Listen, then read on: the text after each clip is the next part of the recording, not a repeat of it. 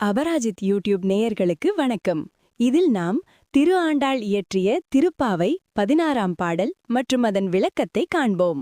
பாடல்: நாயகனாய் நின்ற நன்னகோபனுடைய கோயில் காப்பானே, கொடி தோன்றும் தோரண வாயில் காப்பானே, மணிக்கதவம் தாழ்த்திரவாய் ஆயர் சிறுமியரோ முக்கு அரைப்பறை, மாயன் மணிவண்ணன் நென்னலே வாய் நேர்ந்தான், தூயோமாய் வந்தோம் துயிலெழப் பாடுவான், வாயால் முன்னம் மாற்றாதே அம்மானி, நேய நிலை கதவம் நீக்கேலோர் எம்பாவாய்.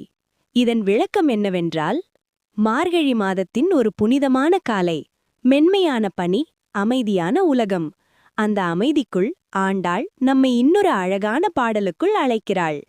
குழந்தைகளே, கோபிகைகள் எல்லோரும் ஒன்றாக சேர்ந்து ஒரு பெரிய மாளிகையின் முன் நிற்கிறார்கள். அது யாருடைய மாளிகை தெரியுமா? அவர் ஆயர் குலத்துக்கே நாயகனாய் நின்றவர். அவரின் வீட்டில்தான் உலகம் விரும்பும் அழகான கண்ணன் வாழ்கிறான். கோபிகைகள் மெதுவாக சொல்கிறார்கள், நந்தகோபருக்கு இத்தனை புகழ் கிடைத்தது எதனால் தெரியுமா? அது கண்ணனால் கிடைத்தது.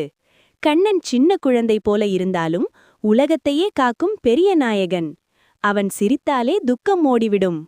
பிறகு கோபிகைகள் யசோதா அம்மாவை நினைக்கிறார்கள்.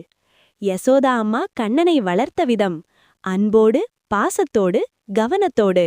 அதனால்தான் கண்ணன் எல்லோருக்கும் பிடித்த இனிய குழந்தையாக வளர்ந்தான்.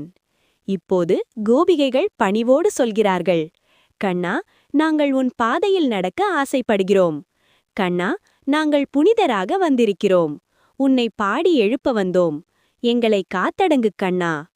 குழந்தைகளே, இந்த பாசுரம் மூலம் ஆண்டாள் நமக்கு சொல்லும் செய்தி: பெற்றோரை மதிக்கணும், அன்போடு வளரணும், பணிவுடன் வாழணும்.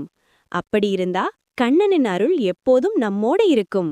இதுவே இந்த திருப்பாவை பாசுரம் 16 நமக்கு சொல்லும் அழகான செய்தியாகும். வாழ்வில் என்றும் சிறந்த மனிதனாக இருக்க வேண்டுமென்றால் அதற்கு வாழ்வில் பொறுமையுடன் இருப்போம், பொறுப்புடன் இருப்போம். மேலும் இது போன்ற அனைத்து பாசுரத்தின் பாடல் மற்றும் அதன் விளக்கத்தை நீங்கள் கேட்க வேண்டுமென்றால் இந்த சேனலை சப்ஸ்கிரைப் செய்யவும் மற்றவர்களுக்கும் பகிரவும். நன்றி, வணக்கம்.